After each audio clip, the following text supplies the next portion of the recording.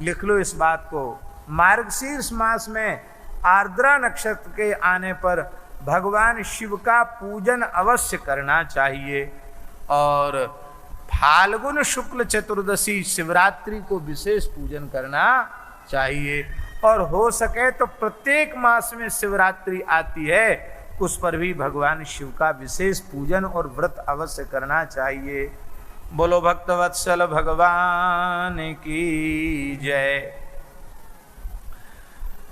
2 प्रकार की प्रतिष्ठा शिवलिंग की करनी चाहिए, एक चल प्रतिष्ठा और एक अचल प्रतिष्ठा।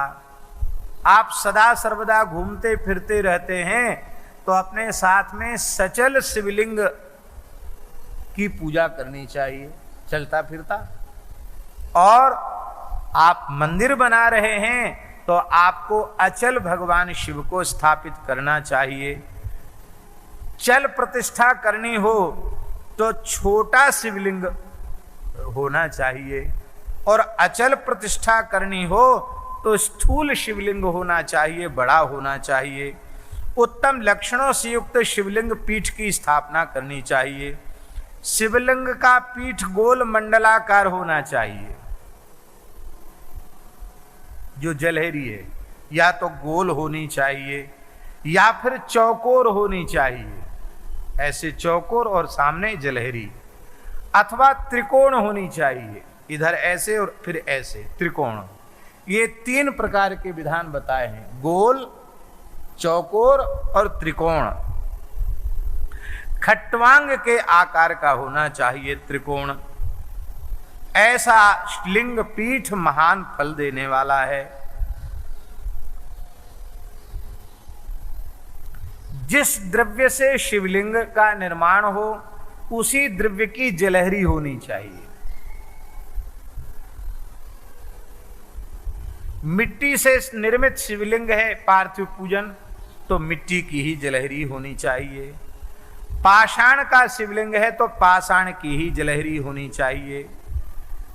तांबा, पीतल, सोना, चांदी आदि से निर्मित, लोहे आदि से निर्मित शिवलिंग है तो उसी की जलहरी होनी चाहिए। और यह बात सभी शिवलिंगों में है, किंतु नर्मदेश्वर शिवलिंग के लिए यह बात नहीं है। नर्मदेश्वर शिवलिंग में आप किसी भी धातु का पीठ बना सकते हैं, आप चाहें तो नर्मदेश्वर शिवलिंग में आप सोने की जलहरी बना लो, चांदी की बना लो, पीतल की बना लो, आपकी जैसी सामर्थ्य हो। स्फटिक मणि की बना लो जलहरी। नर्मदेश्वर शिवलिंग के लिए ये नियम नहीं है। स्थूल लिंग कितना बड़ा होना चाहिए स्थापना के लिए, सब बातें सुनने की, समझने के, लिख लेने की हैं, इतनी सुंदर बातें हैं। लिंग की लंबाई निर्माणकर्ता के अंगुल से 12 अंगुल की होनी चाहिए। ये 12 अंगुल हो गया, ये इतना 12 अंगुल हो गया। 12 अंगुल जो व्यक्ति स्थापना करता उसके अंगुल से 12 अंगुल की होनी चाहिए। इससे कम होगा तो न्यून फल होगा, इससे कम अंगुल नहीं होना चाहिए। और इससे बड़ा बोले कर्तुरे कांगुलन न्यूनम चरे पिच तथई वही, कहते हैं, कहते इससे बड़ा फिर चाहे जितना बड़ा चल जाएगा। अचल स्थापना में कम से कम 12 अंगुल का शिवलिंग होना चाहिए। बड़ा हो तो बड़े से बड़ा भी चलेगा, लेकिन 12 अंगुल से छोटा नहीं होना चाहिए। और साथ में जो सेवा पूजा ले चलते हैं उसमें 1 अंगुल से छोटा नहीं होना चाहिए, 1 अंगुल से ऊंचा हो, वो शिवलिंग साथ में सेवा पूजा में विराजमान रह सकता है। और महाराज जी यहाँ तो लिखा है कि जहाँ शिवलिंग की स्थापना करनी हो वहाँ के भूमि पूजन में गर्भगृह में नीलम, पन्ना, वैदूर्य, हीरे जवाहरात, मूंगा, मोती, गोमेद, इन सब नवरत्नों को उसमें विराजमान करना चाहिए।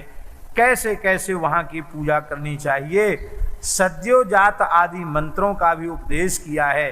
इन मंत्रों से और उसके गर्भगृह का पूजन करके प्रतिष्ठा करनी चाहिए।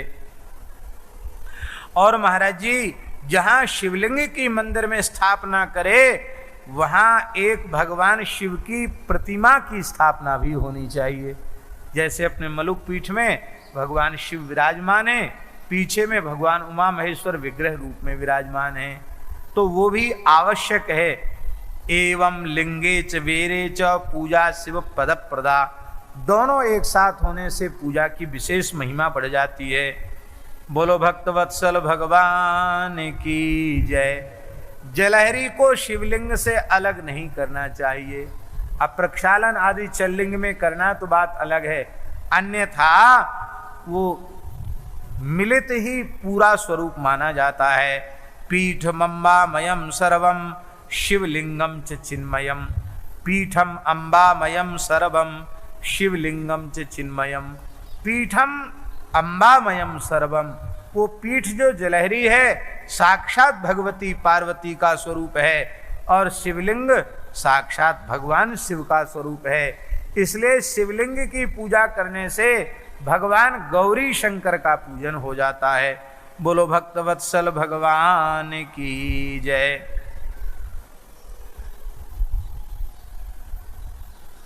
भाव क्या है? बहुत अच्छी बात है। भाव क्या है शिवलिंग?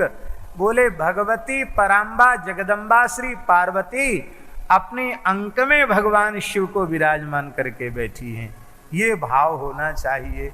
इस भाव से उनका दर्शन करना चाहिए, षोडशोपचारों से पूजन करना चाहिए, आवाहन आदि करना चाहिए। और महाराज जी लिखा है कि नित्य प्रति पूजन करना चाहिए, नित्य प्रति जल चढ़ाना चाहिए। अब देखो इतने शिवलिंग भी बना सकते आप पूजा के लिए। आप मिट्टी का शिवलिंग बना सकते हैं पूजन के लिए, तत्काल आवाहन पूजन कर लो, उसमें विसर्जन भी कर दो। आटा का शिवलिंग बना सकते हैं, गाय के गोबर का शिवलिंग बना सकते हैं। गाय के गोबर की तो बड़ी सुंदर सुंदर प्रतिमाएं आजकल लोग बना रहे हैं। गाय के गोबर के शिवलिंग का भी शिव पुराण में वर्णन है। आपको शिवजी उपलब्ध नहीं है, गैया का गोबर लेके पिंड जैसा बना लो, जलहरी बना लो, रख दो, पूजन कर दो, शिवजी की पूजा हो गई। पुष्पों का शिवलिंग बना सकते हैं, फूलों को ही जलहरी बना के और फूलों को इस आकार में गूंथ करके फूलों को रख दो कि शिवलिंग बन जाए। पुष्पमय शिवलिंग, पुष्पलिंग, गोमय लिंग, चूर्ण लिंग, मृत्तिका लिंग और कनेर पुष्पलिंग, कनेर के फूल का भी शिवलिंग बन जाता है। फल लिंग, फलों की ही जलहरी बना दो, फलों को ही रखकर शिवलिंग बना दो, पूजन हो जाएगा। गुड़ लिंग, गुड़ का भी शिवलिंग बन जाता है। गुड़ की ही जलहरी, जो गुड़ की क्या कहते हैं उसको, पायरी, गुड़ की पैरी, उसको ऐसे अमनिया कर दो कि वो जलहरी बन जाए और एक गुड़ का पिंड रख दो बीच में, वो शिवलिंग बन गया। गुड़ का शिवलिंग, गुड़लिंग, मक्खन लिंग, नवनीत लिंग, माखन का भी शिवलिंग बन जाता है। भस्म लिंग, भस्म लिंग, पर भस्म लिंग का पूजन विशेषकर यतियों को ही, विरक्तों को ही करना चाहिए। नैष्ठिक ब्रह्मचारी और यति, उनको भस्म लिंग का पूजन करना चाहिए। भस्म लिंग तीव्र वैराग्य देने वाला है और संसार चक्र से मुक्ति देने वाला।